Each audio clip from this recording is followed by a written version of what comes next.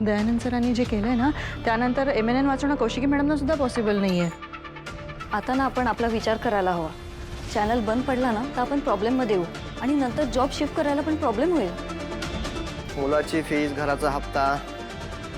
मला तर समजतच नाहीये. घराच्या सगळ्या जबाबदाऱ्या आहेत, कसं करायचं? दार बंद.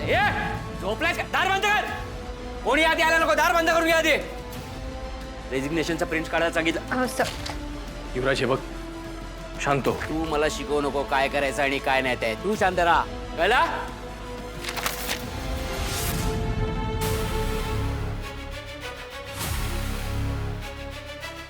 युवराज काय चाललंय? चुकीच्या गोष्टींचे परिणाम, चुकीच्या माणसांवर विश्वास ठेवल्याचे परिणाम आहेत हे रेजिग्नेशन लेटर्स आहेत. या सगळ्यांना आपली कंपनी सोडून जायचंय आणि कोणामुळे? याच्यामुळे, याच्या बायकोमुळे. युवराज, युवराज घरातले विषय प्लीज इकडे ऑफिसमध्ये आणू नको. नाही का, पण घरातल्या गोष्टींचे परिणाम इथे ऑफिसमध्ये होत आहेत ना. हे दोघं घरात आले, घरात प्रॉब्लेम झाले, ऑफिसमध्ये आले, आता ऑफिसमध्ये प्रॉब्लेम सुरू झाले. युवराज बास, या सगळ्या गोष्टी आपण घरी डिस्कस करूया, इकडे तमाशा करू नकोस, कळतंय? श्वेता, हे काय आहे? मॅम मी सगळ्यांचे ईमेल आलेले तर सरांनी प्रिंटआउट्स मागितले. रेजिग्नेशन्स आहे ते माहितीये मला. स्टाफ कुठे सगळा? सगळे वर्किंग एरियामध्ये आहेत मॅम. सगळ्यांना तुम्हाला भेटायचं आहे. ॲक्च्युली मॅम सगळेजण जॉब सोडायचं बोलतात आणि जे प्रोबेशनवर आहेत ते इमिडिएट सोडायचं बोलतात. आणि तुझं काय? मॅम आता सिच्युएशनच अशी झाली आहे की आपण कोणाला ब्लेम नाही करू शकत ना. ॲक्च्युली मॅम आपलं रॅव्हल चॅनल दिव्यांकाचं महाराष्ट्र 24 तास त्यांनी दयानंद सरांचा नरेटिव्ह असं सेट केलं आहे की सगळं खूप अवघड होऊन बसलं आहे मॅम. या सगळ्याच चॅनलवर असे परिणाम होतील असं मला खरंच वाटलं नव्हतं.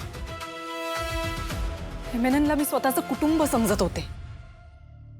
मला असं वाटलं होतं या परिस्थितीत माझं कुटुंब मला सपोर्ट करेल, पण ताई,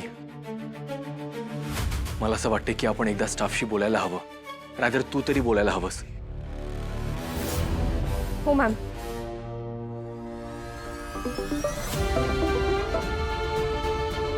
तारिणी, मला माहितीये तू का फोन केलायस, पण बाकी सगळं नंतर सांग.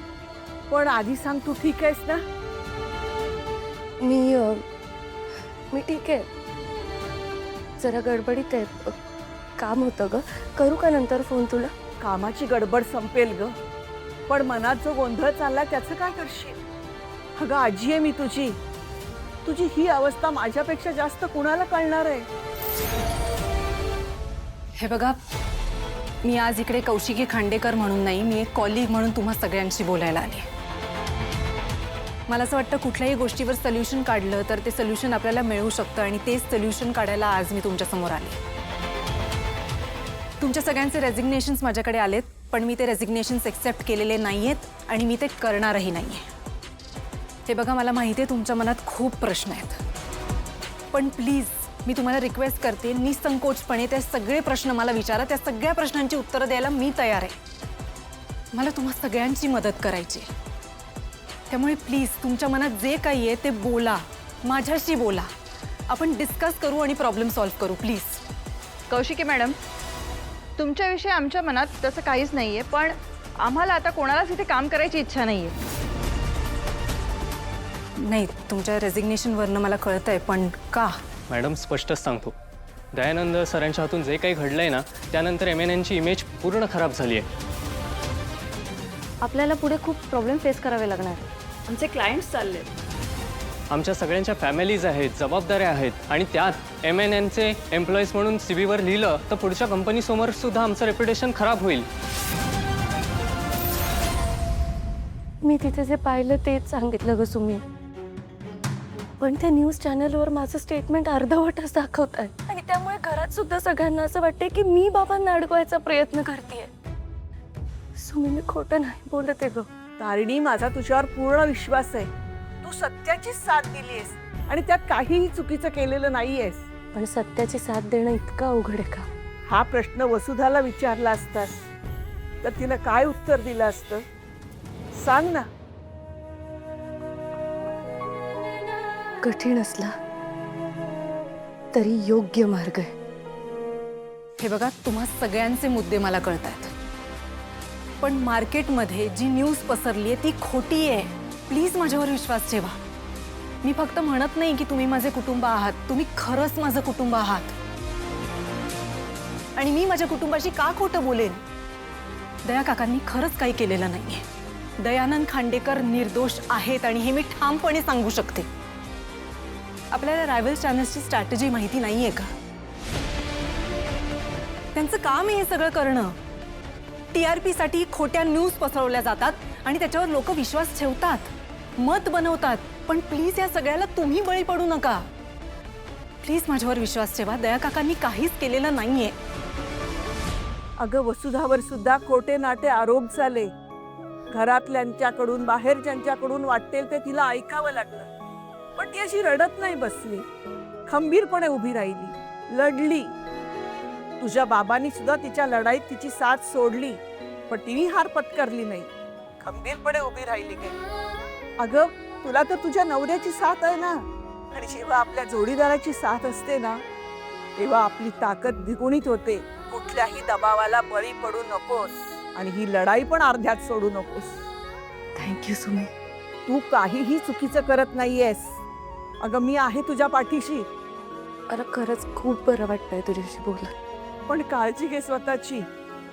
आणि काहीही झालं तरी खचायचं नाही. हो, ठेवते. तू पण काळजी घे. हां.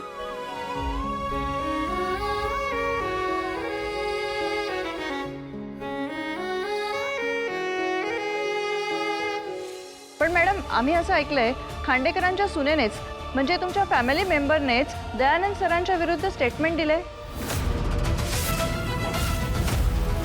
मग आम्ही विश्वास तरी कोणावर ठेवायचा? या सगळ्यांचं उत्तर खांडेकराची घराचीच आहे. यांचंच नाणं खोटं आहे म्हणजे ते आपल्यावर आरोप कसं घालू शकतात? खांडेकरांबद्दल तू बोलणार? हा? आमच्या घरातली व्यक्ती. हा? अरे, आमच्या घरातली माणसं आहेत ना, आम्ही बघून घेऊ ना काय करायचं ते. आणि तुला कोणी थांबवलं इकडे? चल निघ, चल. जायचं निघून जा, जरा जायचं निघून जा. सांगितलंय बोलायला. आई अशी काय करतेस तू? ऐकलं नाहीस का? एका माणसामुळे आपल्या घरातल्या माणसांवर ते चिखल उडवतात. पण सर, काय चुकीचं बोलला तो? तुमच्या घरातल्या फॅमिली मेंबरच्या चुकीमुळे आम्हाला सगळ्यांना का शिक्षा? हे बघा, बघितलंस का? ही अशी माणसं आहेत सगळी आपल्याकडे कामाला. Yes, please. जेव्हा चांगले दिवस असतात तेव्हा चांगले राहतात, आणि आता जेव्हा बोट बुडायची वेळ आली तेव्हा सगळं पळ काढताय. युवराज, तुमच्या घरात काय आरसे बिरसे आहेत की नाही बघत जा जरा. तुम्ही तुमची लायकी आहे का? तुम्ही बोलणार खांडेकरांबद्दल? युवराज, माझ्यासाठी प्रॉब्लेम्स वाढवू आपल्या नकोस. फॅमिलीबद्दल बोलतायत ते. प्लीज. आमची लायकी नाही असं वाटतंय ना तुम्हाला? आम्ही कशाला काम करायचं इथं? ए चला रे, बॅग घ्या. हा, निघा. चला, निघा. एक मिनिट माझं ऐकून घ्या. घ्या, ही आली बघा तारिणी खांडेकर. तिनेच दिला ना स्टेटमेंट दयानंद सरांच्या विरुद्ध.